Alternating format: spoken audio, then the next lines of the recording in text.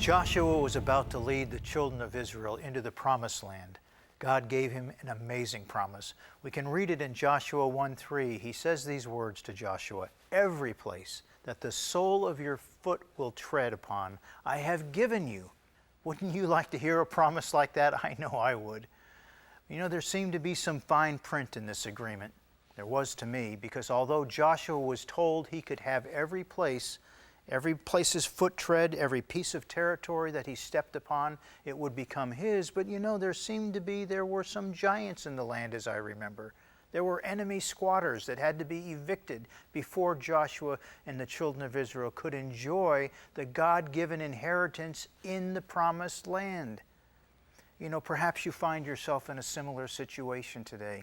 You sense that God has promised you a fantastic destiny in His purposes. Yet the closer you get, the more apparent the enemies and the obstacles become. Be encouraged today. In the presence of giants along your path is usually a sign that you're going in the right direction.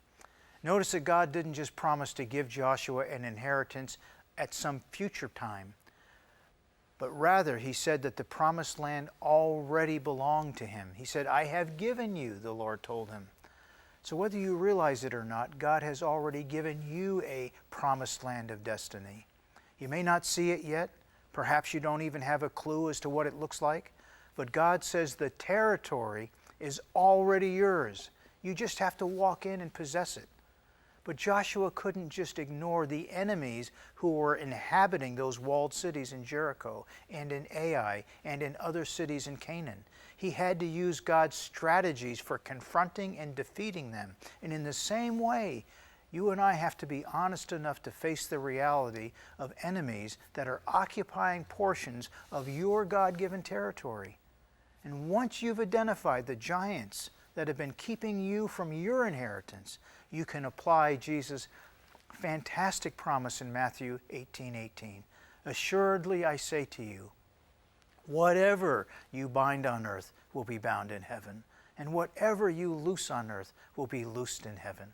You know, the Greek words in this passage literally say that whatever we bind on earth will have already been bound in heaven. Jesus is giving you a great promise about your authority to win the earthly battle, because you've first won the battle in the heavenlies. As you think about this verse and claim it for your life today, use it. The Word of God. Use the Word of God to take back everything that the enemy has stolen from you. Till tomorrow, God bless you.